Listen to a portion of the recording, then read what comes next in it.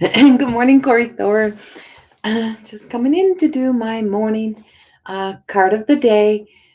So, for those who are new, I'm Corey Thorne, the spiritual healer. Just making sure I'm on both. Sorry, I'm looking all around here. So, welcome, welcome, welcome. I am broadcasting on YouTube and Facebook simultaneously. This is through Be Live broadcasting system. I don't know where my little on-screen little things are gone and why they're not coming up, but they're not here today. But oh, sorry, I also bring up on my phone because it also doesn't show who's here and who's not half the time. So, hi, Renee. So I am up and live. Let's say if anyone's here, just please comment so I know that I am, that I'm not talking to myself. I'm very good at talking to myself. So today we are working still through my cards, through my Oracle cards. I don't have a lot of time with everyone this morning. I have a client, and then I have to teach my Goddess Within class that I teach on Tuesday mornings. So, but I wanted to come in and get this done. If not, I wouldn't get in at all today. So, and I don't want to miss. I don't want to miss too many mornings. So, good morning, Tara, Natalie, Lisa. Good morning, Angie. And here we go again, Lisa. Let's see if we can make it through this one. And so our card of today, and I was kind of asked this yesterday about why I don't, you don't see me shuffling the cards. Well, because I'm showing one specific card. Let's start with that. And so there's one specific card each day that is very specific that I'm here to show. And so the other thing is, I want to answer this because this is something that people often wonder. How come often you don't see me shuffling cards when I go to read somebody? And it's because I am like the living oracle. I'm just like this card. I don't need a deck of cards to read somebody, to give a reading. I am a clairvoyant. I'm a mystic. I am communicating to the other side. And so these cards are called divinations, and all cards are divinations.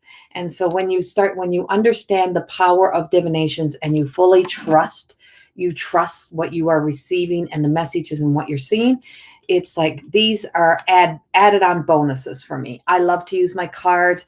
I love the energy. So I infused like a little bit of all that, if that comes through me, created these cards. So these cards have such meaning to me, but they're not a necessity in my hands when I'm doing a session. So I just wanted to clarify that for people because you often see it on YouTube with YouTube readers. I don't see you shuffling. I don't see you. Well, because the message is usually here before the cards. So the message arrives before the cards even get here. And that's a truth. Sorry, I got to move things around so I can see my screen. My screen is huge. So there's always something in the way. Thank you, Samantha. Good morning, Samantha, Shauna, Bonnie, Vera, good morning. Bradley, good morning. Julie, Stacy, Doris, good morning. And everyone else above that, I think I said good morning too. So welcome, welcome, welcome. Because I don't have a lot of time, I'm not going to wait for the room to fill up. I want to get right to the card.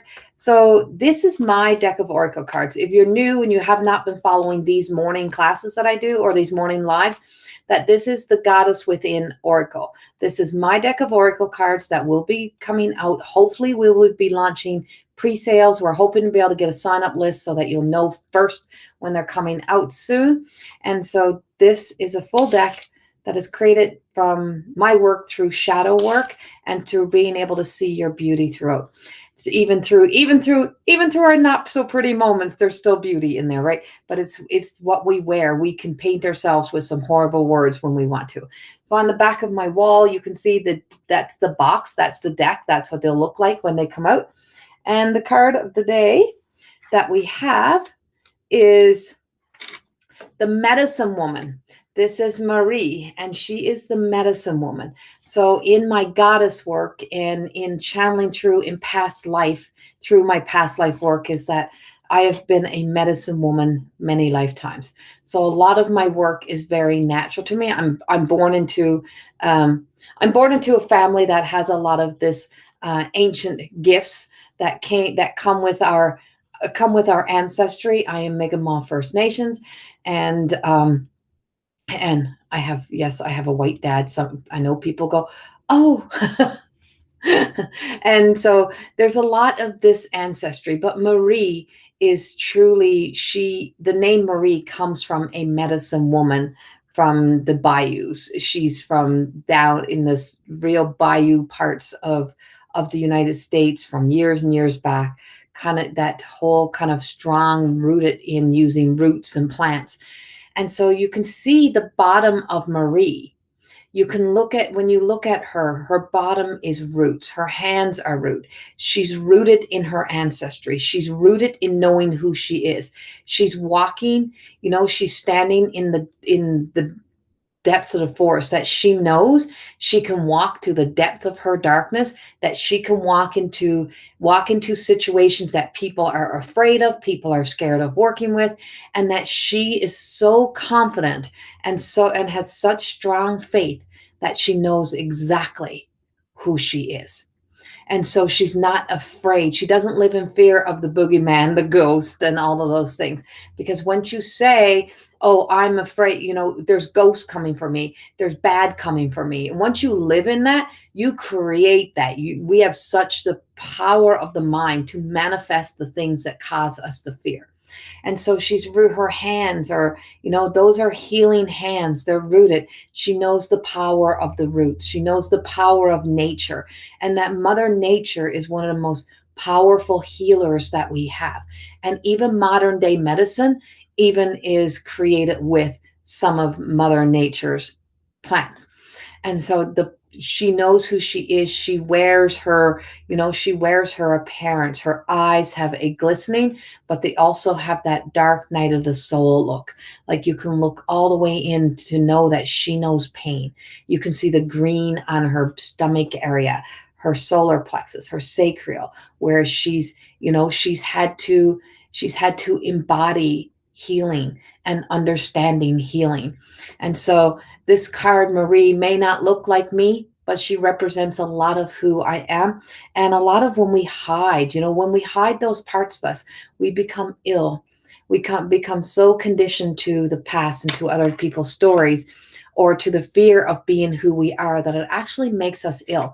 And by ill, I mean also the fact that we become so kind of hateful, so kind of like against everything that we are, that we turn against our own gifts.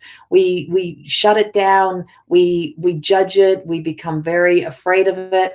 And so it makes us ill in so many ways, that we get this anxiety. We're afraid somebody's going to see it. We're afraid the gift is going to come out. We become afraid of our own selves. So when you become afraid of your own self, is that you need a taste of, is that you're always tasting your enemy. You're always tasting that energy. And so when you you need your own medicine. You need the gift of what's inside of you to work for you, and not to be always trying to shun it and to hide it away. Because when we hide from our truth, we lose ourselves, right? Amy.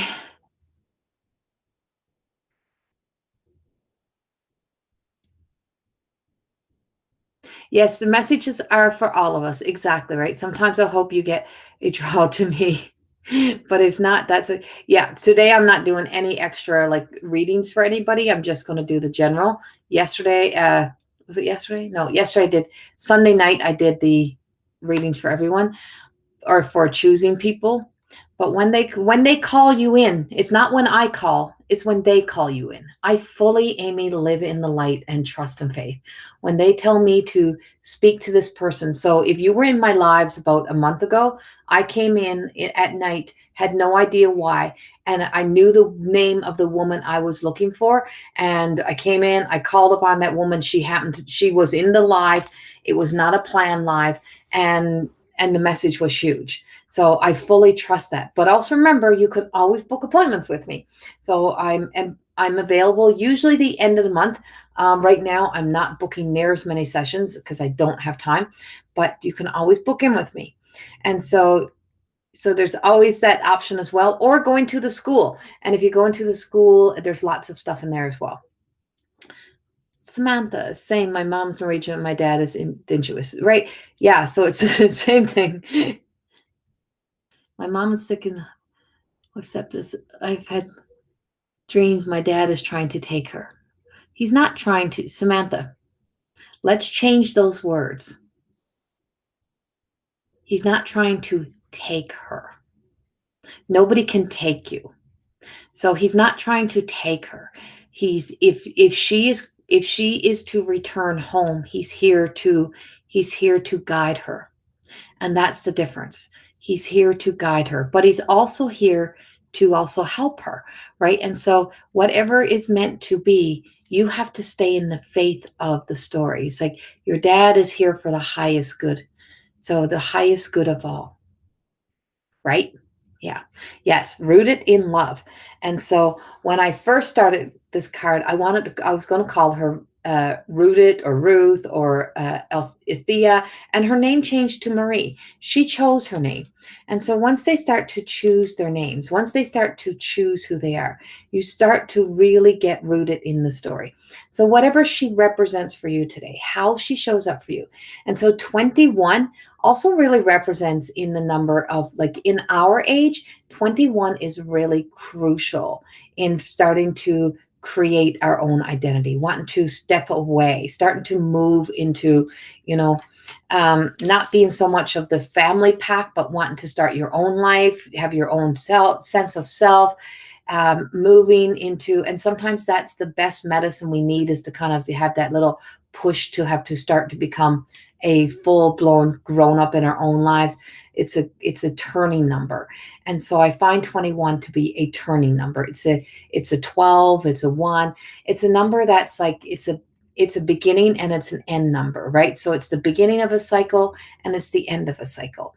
So it's a 1, it's a 12, so it's a turning number. It goes with the clock. And so when we look at time and even becoming who we're meant to become, it's like, oh, I want it to happen right now. And I see it so often in healing, is that people want to become this so bad. It's like, oh, I want to do this. I went to a few meditation class and I love how it feels and I want to do it. And I'm like, but are you ready to put the work in? Because it's one thing to go teach a meditation class, and I've met a lot of unhealed healers in my day, right? And it's like, because it's not that we're not worthy or trained, but it's because we don't do the work on ourselves. We put it into everyone else and not into us. And a whole part of More Than Existing, and why my program's taught how it is that we make it about you first. It's self-actualization. Not that you become so self-absorbed that you're the only thing, but that you learn the power of doing the healing work on you first. That everything that I'm being given as a message is often, in creating my work, is often something that is for me first. And letting that become, so it's not about, we rush time, we try to push time, we try to grow up too fast, we try to become the elder too fast, we want to know everything about medicine. We get a little bit of knowledge and we get ego. And so when we get a little bit of knowledge and then we think that we know it all for everybody, or we think that we can give it to everybody, is that when we stop and pause, we realize how little we actually know. And that's the beautiful thing about a medicine woman or a medicine man, is that they don't live like they know it all. And there's a lot of things they don't know. Some of the best medicine people in the world are very uneducated in human knowledge of school and those things. They were old school. They fully trusted wisdom, and they were guided by source, guided by the guides. And they have so much knowledge of Mother Earth. They are taught by Mother Earth that it's amazing what they can do. And so trusting the process and not rushing your process. That sometimes when you get knocked off your high horse or you get knocked on your ass, that those experiences and moments are some of the greatest teachers in preparing you to be who you are meant to become. And that's the beauty of this card. And still being able to have love. Yes. Yes, it's a rebirth. It's starting new again, right? She was a medicine woman. Oh yeah. I mean, there's such beauty in having these gifts. It's like, but it's such a humbling experience to be this, to be an oracle, to be a mystic, to be a medicine woman, to be any of those things is very humbling. It's not, once you fully embrace that light, it is humble. You feel humble. You feel very small every day. And that's the whole essence of it, is not big. It's actually small. And when you can learn to be comfortable being that small, and realizing how big the light is and how big the world is and how big everything outside of you really is, it's it's a beautiful, humbling experience. Okay, so I'm just going to validate your card with an ending message. I really got to watch my time here.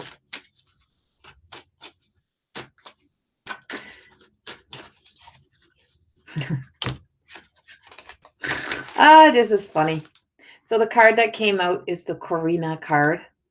I feel when this card comes out, I want to like kind of shrink down in my chair, like, oh, I can't believe she's in here, but she isn't here, and she's in here for a reason. And I also want to open up the new back because I want to show you how life evolves.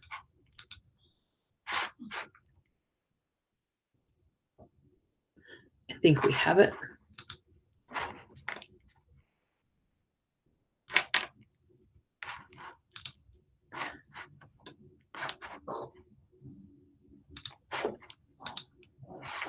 So our next card to validate this is awareness of truth.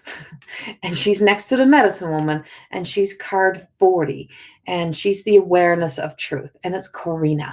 And that was a big part of my journey, was returning to my roots, returning to, and not the ancestry roots, I mean the roots of me, to not be ashamed of any part of perfect validation. I know. I was like, I'm not showing this card. I'm not showing it. I know you just pulled it, but I'm not showing it. And so it is that whole sense of, when you can return to the root of you, that you're not everything that your ancestors even conditioned you to be, is that you're you. And so when you return to that truth, when you get rooted and grounded in that, is that, the truth of the authentic of me is that my name is Corina, right? And I was born the light being. I was born just this embodied light being, spirit in a human body. And then the world gave me a name. So then my parents named me. And then they create the identity for you. And the first 7 years of your life become the most biggest impact upon the creation of your identity. And it is the part of us that is where the imagination becomes your reality. So it is the unconsciousness, it is that sense of self. And so most of our lives, we actually operate from there. And the only other time after that where we start to really be able to involve, not the only time, but how else we go into that same consciousness or unconsciousness is in hypnotherapy. And so that whole journey, or astral traveling, you can also do it. There's another place. And so in that journey of finding who you are, is that you recognize the things that were conditioned to you, including your name. They named me Corina. They called me Corey. I created the story of Corey, right? And so everything of who she was and how I identified was all in the creation of everything that I either felt I was seeing through the eyes of a child, but I was an adult, the way that I thought I seen life. And when you have no story left. And so it truly was about no story. The awareness of truth was when I had no story, when I let it all go, and I went back to the root of me and said, I have the ability to create everything that I want to be. So why do I create the fear stories? Why do I live in the misery? If I can create this, I can create my happiness and joy. And I can start to discover what it means. It's not going to happen overnight, but once you start to lock into a new program and you start reprogramming yourself, you're on conditioning from the past, and you are start to allow yourself to create your new truth. And that is the beauty of these cards. And that's the beauty of this work. And so the last of it I want to show you is that when you look at the cards that I show you, the portal looked like this, right? Like the back of the cards look like this. And now this is what the back looks like. Minus the Corey you're seeing over the top of it, because that's not there. But it's like, And whoops. And so if you look at the cards, see how they have that little, well, now they have a whole new life. So the door changed. The opening to the door changed. This is a new door. So they've gained a new life. And so when we went to add in the top piece, she come back and she's like, I got this new drawing. And so once we added in exactly who they were, once they landed down that they were the crone, the mother, the maiden, the mother, the crone energy, that we know what the cards are, we know what they're here for, we know what they do, then they put a new door, they put a new face on it. So you have the opportunity to always be recreating and not to have to wear a mask to wear your truth. And so when I first seen this card, I had to think, is that really me? And that's exactly how the artist, Amelia Richard, seen me. And I'm like, wow, if you can see me like that, then why can't we see ourselves that way? Right? Why can't we see what other people can see? And that's even our good, bad, the ugly. Sometimes it's like we can't see the things that we are doing that keeps us from our own life, or the things that we're so determined to hold on to in our identity that keeps us from living an even better life. And we get to move forward from there. So this is the laid down, locked in back of the cards. This is the laid down, locked in style. So I'm ordering the new beta deck, trying them out, feeling them, and finishing up now we can finish up the booklet and get them in. So if you look closely, there's a lot of hearts on the back of that. There's a lot of hearts on that door. There's a lot of love placed in there. And so being able to say, I can sit on my throne and I can wear my crown, but it doesn't mean that you get ego. It means you actually let go. And you understand what it means to have a healthy ego of your worth, your value, that you're not giving yourself away, that you're not selling yourself out to make everyone else happy, that you still remember you. A big part about becoming who we are is if we can say we're kind people, that we're good people, then everything that we say we are to other people, we need to be that to ourselves. Because if we are not telling the truth. Because if we're not kind to ourselves and we say we're kind people, we are not kind because we're not being kind to us. So remember that today. That is your message of today. I do have to go. I have a client right away here. So thank you for being here this morning and joining in. Much love. I will be back again tomorrow. Same thing. This week I'm with clients, so it's kind of in and out. Not sure what time I'll be in tomorrow, but I'll be back. Much love. Have a beautiful day. Bye-bye.